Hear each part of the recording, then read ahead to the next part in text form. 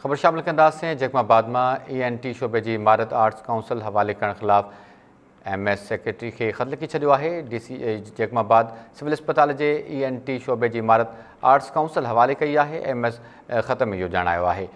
Civil अस्पताल जो ENT Shobo fall है। डॉक्टर ऐं स्टाफ पिण ड्यूटी कंदा आहिनि।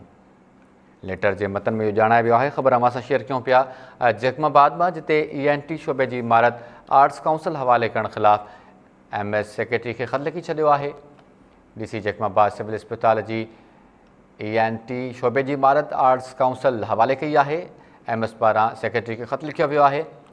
सिविल अस्पताल जो ENT शोबो फ़ाल है। डॉक्टर ऐं स्टाफ पिण ड्यूटी कंदा आहिनि। लेटर के मतन में इहो ॼाणायो वियो आहे।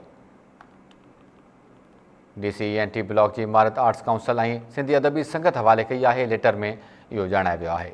तफ़सील मालूम क्यों था। अब्दुल गनी खोसो लाइन ते मौजूद है। जी अब्दुल गनी, छा मामलो है? आगाह कजो इन हवाले सां।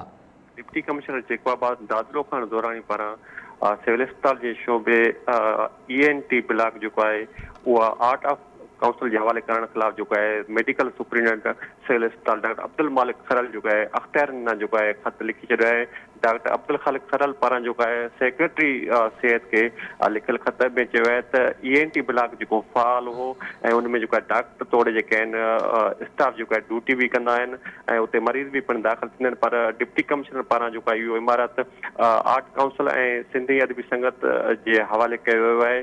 जॾहिं त उन पारां जो है अहिड़ी ॼाण जो है अख्तियारनि खे ॾिनी वई है। जॾहिं त DC पारां जो है इन हवाले सां DHO के जो है मीडिया के तफ़सील ॾियण ते जो है उन भी कावड़ जो इज़हार किया है। इन हवाले सां डिप्टी कमिश्नर पारां जो है DHO जैकमाबाद डॉक्टर असलम परवेज़ भंगर के जो है मीडिया के तफ़सील ॾियण ते कावड़ जो इज़हार कंदे जो है छंड पटी है। इन हवाले सां टाइम न्यूज़ पारां जो है DHO जैकमाबाद डॉक्टर असलम परवेज़ भंगर सां राब्तो कयो ऐं उन खां इन बाबत जेका पुछा कई जंहिं ते उन चयो त मां जो है 20 स्केल जो है ऑफिसर आहियां। डिप्टी कमिश्नर जो है 18 स्केल जो ऑफिसर आहे।